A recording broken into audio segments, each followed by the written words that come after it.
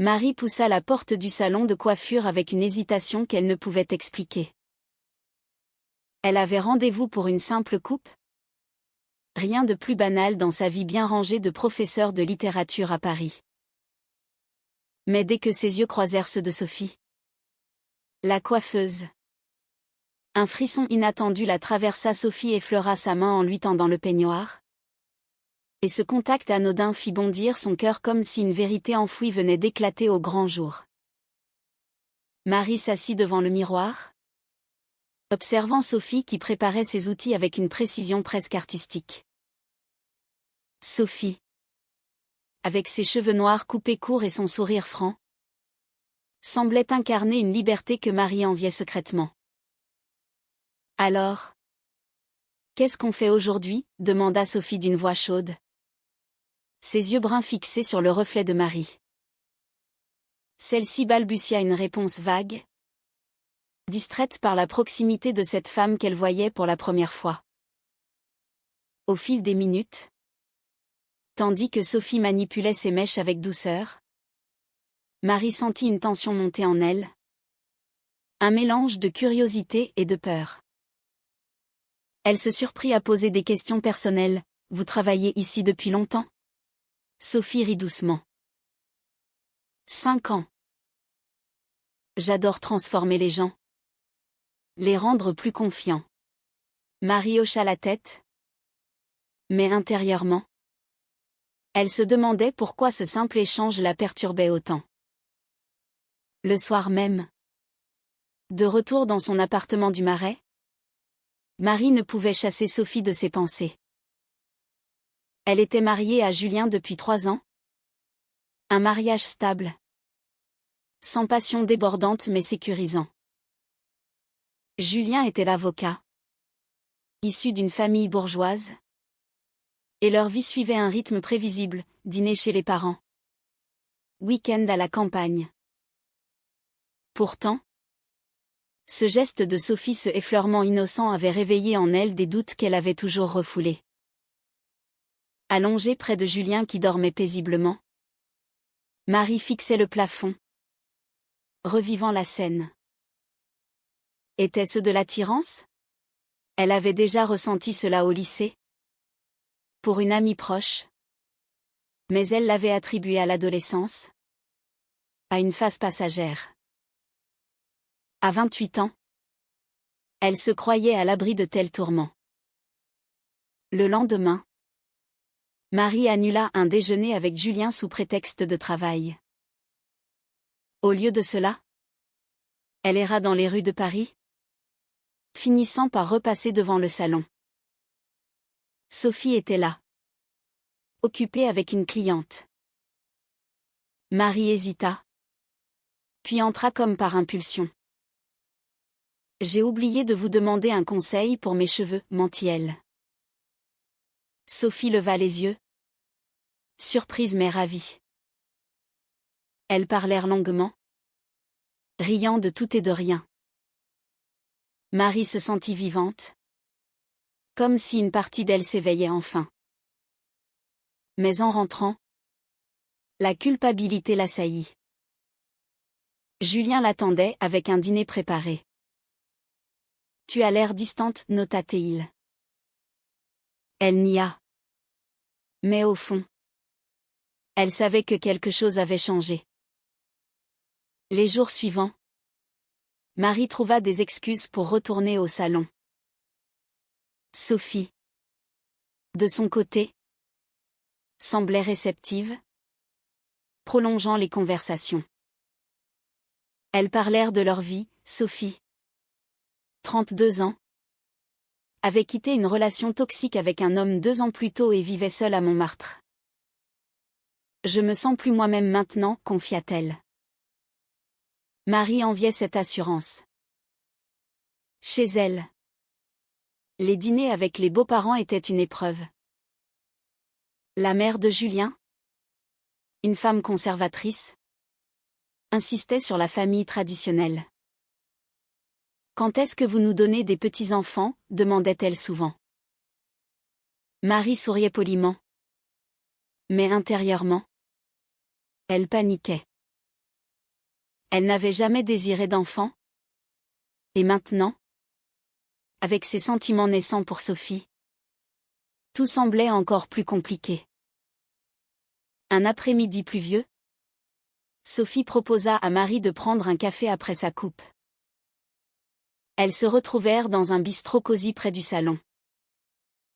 La conversation devint intime.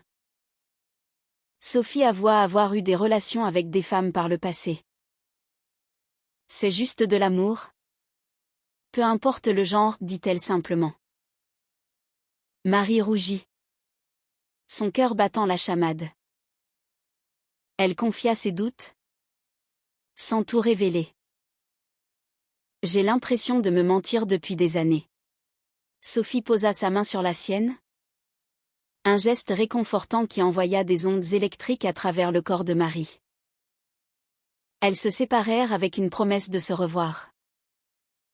De retour chez elle, Marie affronta Julien. Il avait remarqué ses absences. Qu'est-ce qui se passe? Marie. Elle hésita. Puis inventa un mensonge sur du stress au travail. Mais la nuit. Elle pleura en silence, déchirée entre son devoir conjugal et cette attirance irrésistible. La société française, malgré ses avancées, portait encore des jugements subtils sur les couples homosexuels, surtout dans les cercles bourgeois comme le sien. Ses parents, catholiques pratiquants, ne comprendraient jamais. Elle imaginait leur déception, les regards en coin des amis. Pourtant, l'idée de renoncer à Sophie lui semblait insupportable. Les semaines passèrent, et la relation avec Sophie s'approfondit. Elle se voyait en secret.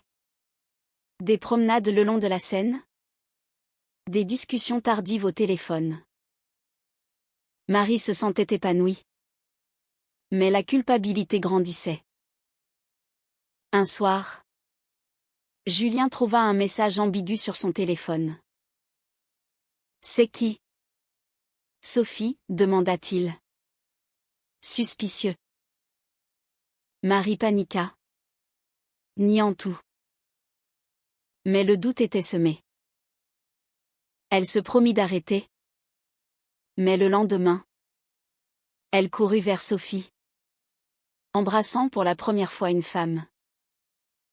Ce baiser, doux et passionné, confirma tout, elle était amoureuse. Le baiser avec Sophie marqua un point de non-retour pour Marie.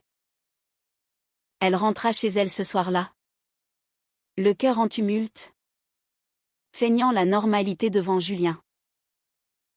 Mais intérieurement, un ouragan rageait. Comment concilier cet amour naissant avec sa vie construite sur des mensonges?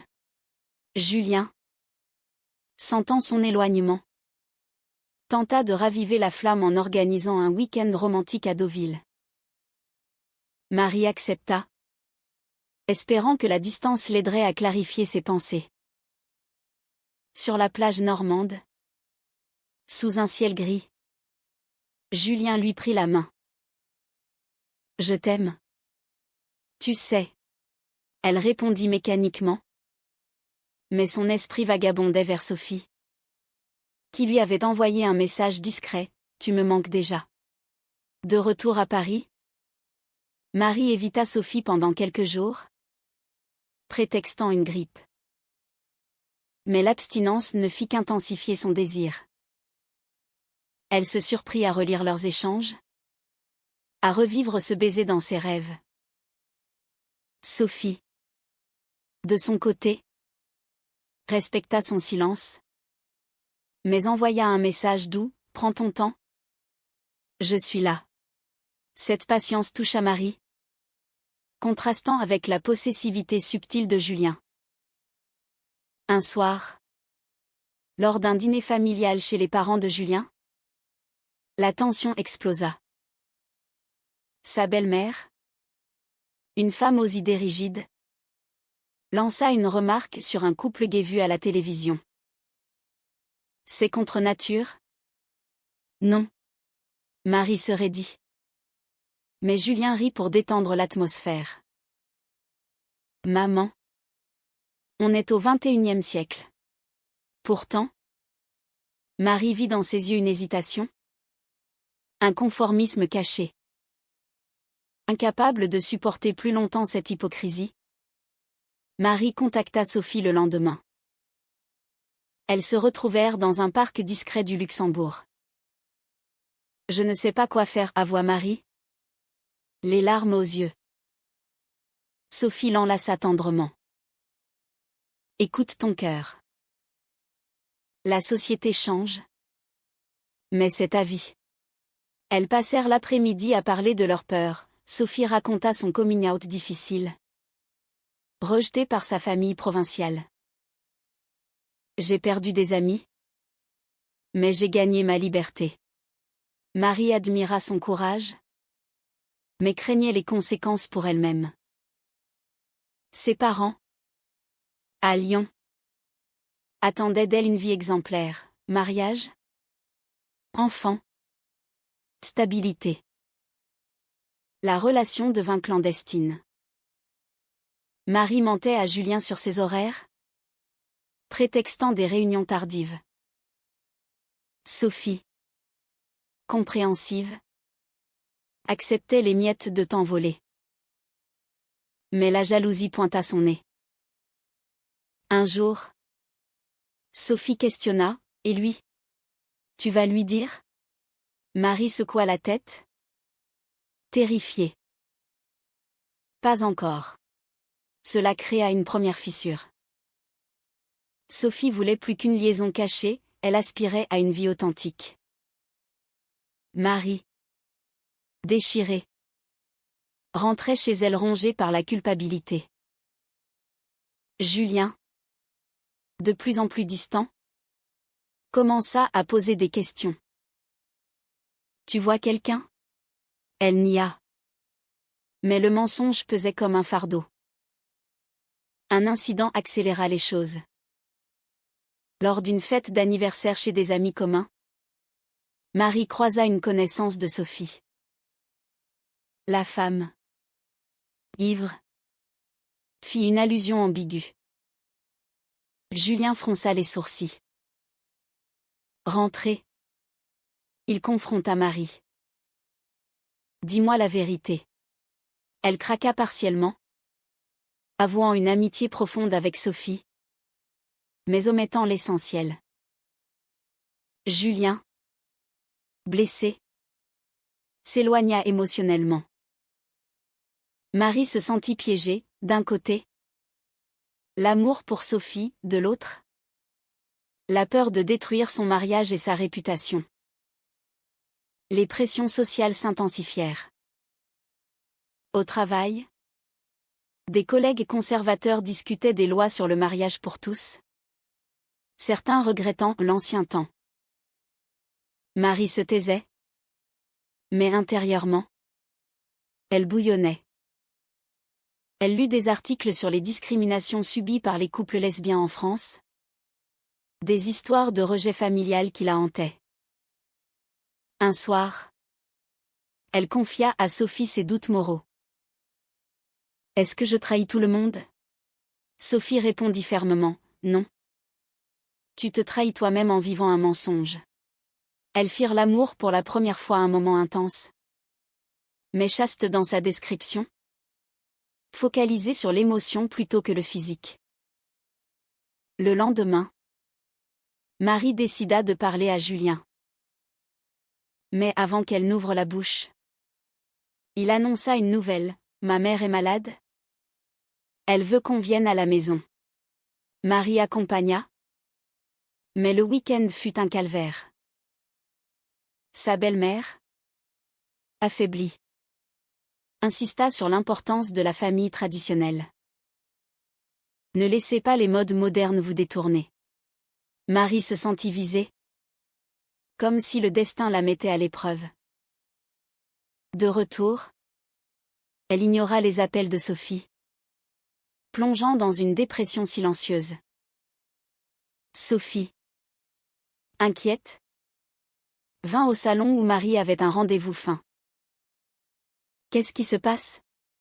Marie explosa. Je ne peux pas tout abandonner pour toi. Sophie, blessée, partit en larmes. Marie regretta immédiatement, mais l'orgueil l'empêcha de la rappeler. Julien, sentant la crise, proposa une thérapie de couple. Marie accepta, espérant y trouver une issue.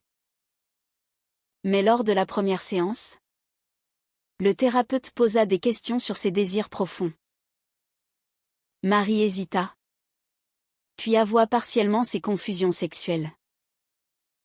Julien fut choqué, mais resta stoïque. On peut surmonter ça.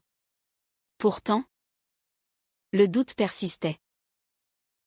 Marie contacta Sophie en secret, s'excusant. Elles se réconcilièrent, mais la relation devint plus volatile. Sophie exigea une décision, choisis-moi ou lui. Marie, acculée, promit de réfléchir. Les nuits devinrent des batailles intérieures, loyauté vs. Authenticité. Société vs. Cœur. La confrontation avec Julien ne pouvait plus être évitée. Un soir pluvieux, Marie rentra tard d'un rendez-vous avec Sophie. Julien l'attendait, les bras croisés, un message intercepté à la main. C'est quoi ça? Marie? Je t'aime à une femme? Le cœur de Marie s'arrêta. Elle s'assit, les larmes coulant. Je suis désolée. J'ai essayé de lutter. Mais je l'aime. Julien pâlit, le choc se muant en colère. Depuis quand? Comment as-tu pu me mentir? Il arpenta la pièce, évoquant leur mariage, leurs promesses. Marie pleura, expliquant ses tourments intérieurs, ses années de déni. Je ne savais pas qui j'étais vraiment.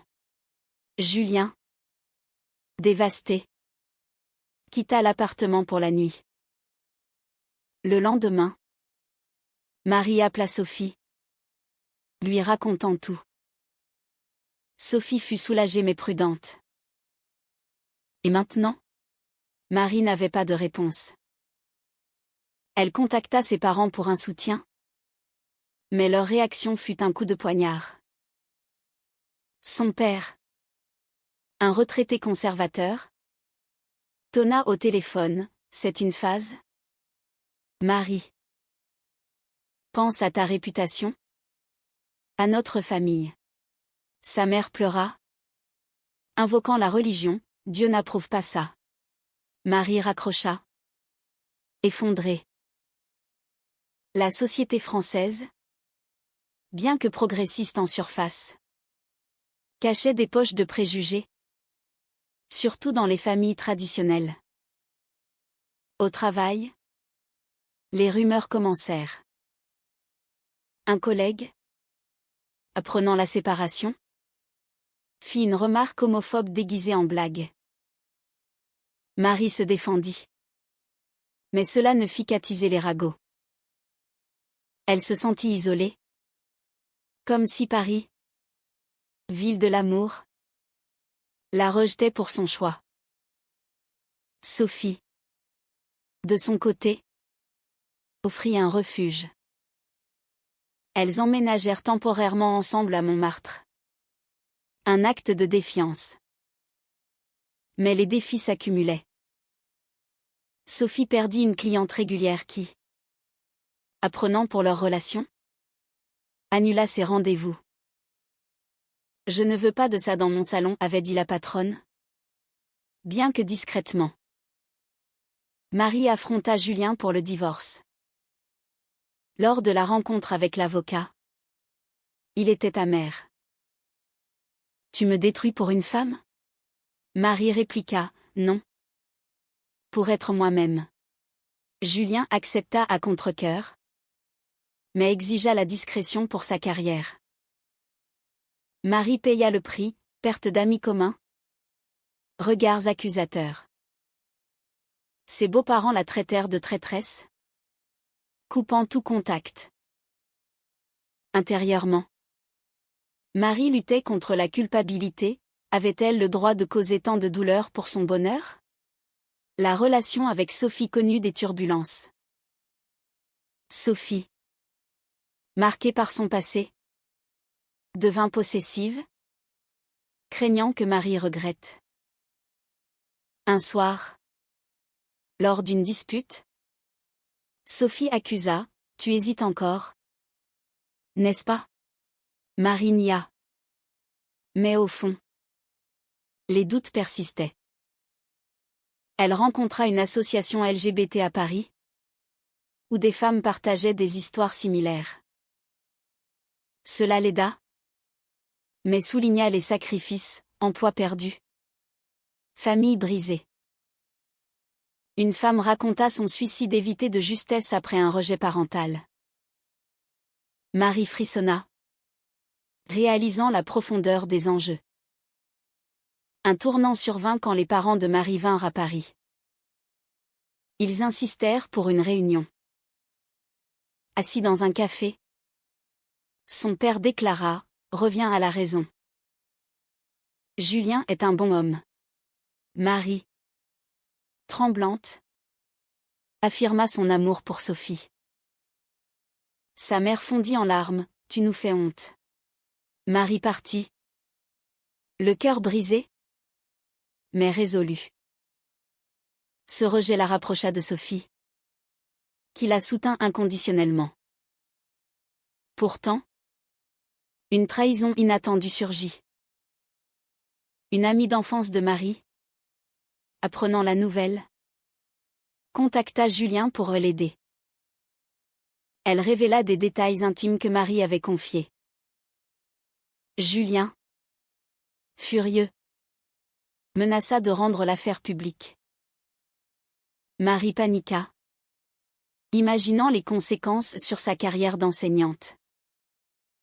Sophie la calma: « Affrontons ça ensemble. » Elles consultèrent un avocat spécialisé en droit LGBT, qui les rassura sur les protections légales en France. La tension culmina lors d'une manifestation pour les droits des minorités sexuelles. Marie y participa avec Sophie, se sentant enfin partie d'une communauté. Mais en rentrant, elle trouva un message de Julien: « Je regrette, mais je ne peux pas laisser passer. » Il avait partagé des photos d'elle sur les réseaux sociaux, avec des commentaires blessants. Les réactions fusèrent, soutien de certains, haine d'autres. Marie fut harcelée en ligne, recevant des messages anonymes la traitant de perverse. Dévastée, Marie questionna ses choix. Était-ce valable? Sophie, enragée, confronta Julien par téléphone. Laisse-la tranquille. Il raccrocha. Mais le mal était fait. Marie perdit son poste temporairement, sous prétexte d'enquête sur sa stabilité. Elle sombra dans la dépression, doutant de tout. La trahison de Julien marqua un point bas pour Marie. Isolée, elle se réfugia chez Sophie, qui devint son ancre. Mais les dommages étaient profonds: amis perdus, carrière en péril, famille distante. Sophie, déterminée, l'encouragea à se battre.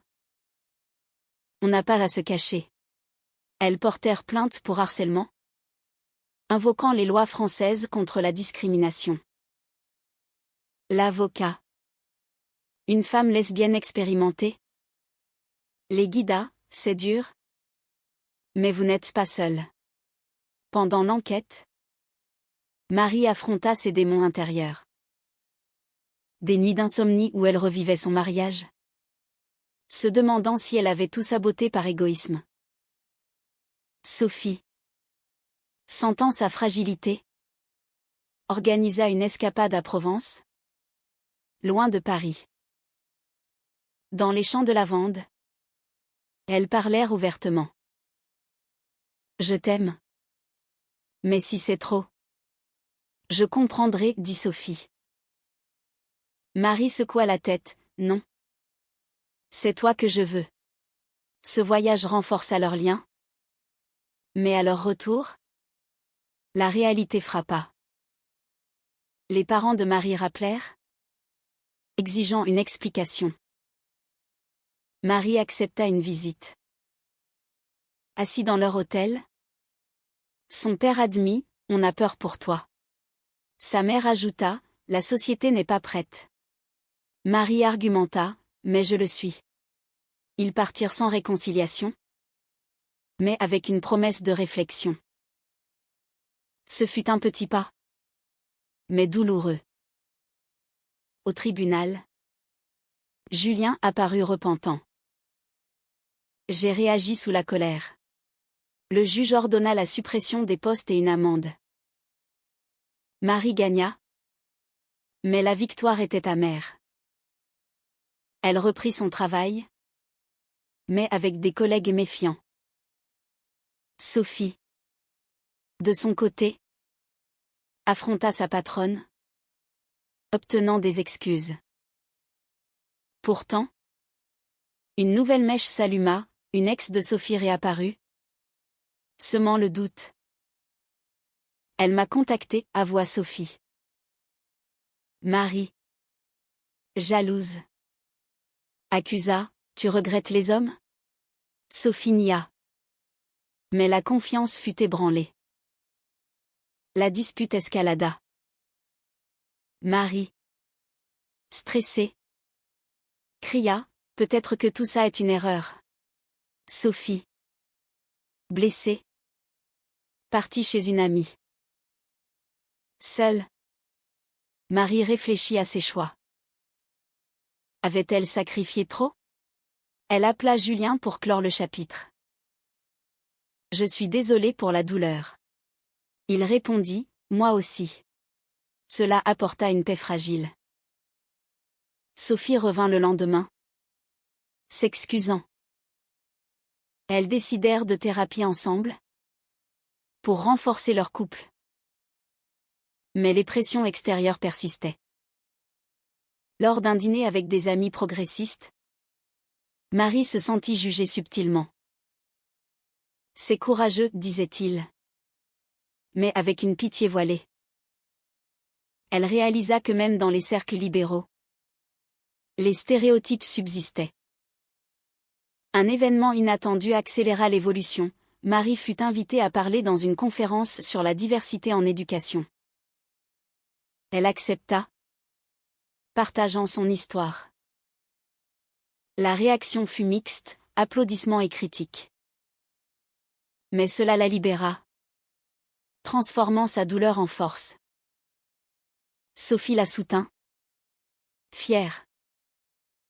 Pourtant, une trahison finale surgit, sa sœur, apprenant tout, coupa les ponts. Je ne veux pas que mes enfants voient ça. Marie pleura. Mais Sophie la consola, tu construis une nouvelle famille. Les mois passèrent, et leur relation s'affermit. Elles affrontèrent des manifestations anti-LGBT, sentant la menace latente. Marie écrivit un journal intime, documentant ses luttes pour aider d'autres. Mais un doute persistait, avait-elle choisi le bon chemin? Sophie proposa le mariage. Un acte symbolique. Marie hésita, craignant les réactions. Le mariage avec Sophie devint le climax des tourments de Marie. Elles choisirent une cérémonie intime à la mairie de Paris, entourée de quelques amis loyaux. Marie, dans une robe simple, tremblait en prononçant ses vœux. Sophie, rayonnante, scella leur union d'un baiser. Mais dehors, Des manifestants conservateurs protestaient contre le mariage pour tous, rappelant les divisions sociétales.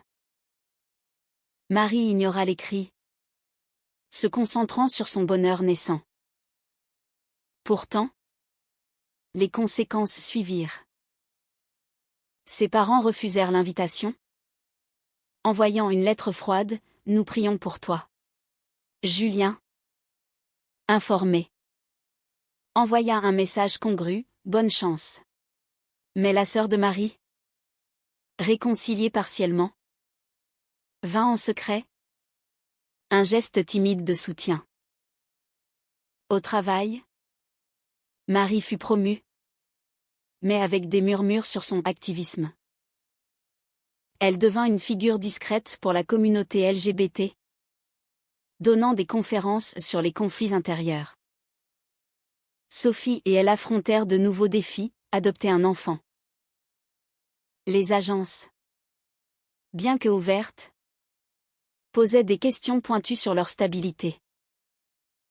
Marie douta, « Suis-je prête à imposer ça à un enfant ?» Sophie répondit, « L'amour suffit. » Mais les débats éthiques la hantaient. Était-ce égoïste d'exposer un innocent aux préjugés?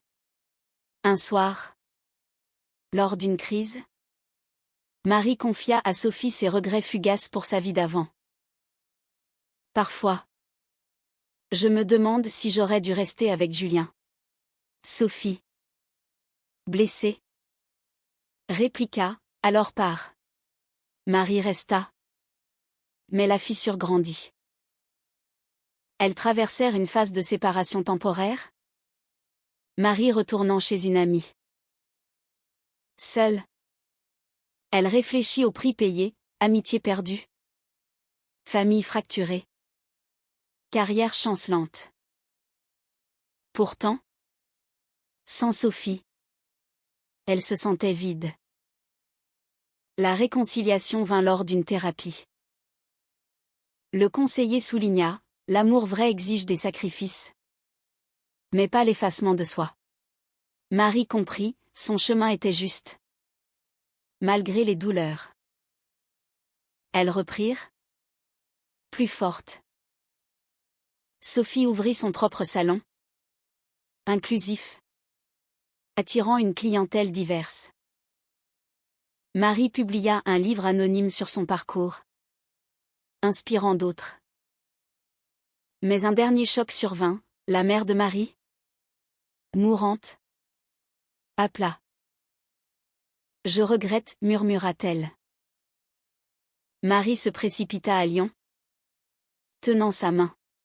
« Je t'aime quand même. » La mère décéda, laissant Marie en paix relative. Ce deuil la transforma, la rendant plus résiliente. Des années plus tard, Marie et Sophie vivaient une vie apaisée, avec un enfant adopté. Elle regardait en arrière, consciente des batailles. Marie se demandait souvent si les choix étaient absolus. Était-il juste de prioriser son bonheur personnel au détriment des liens familiaux traditionnels?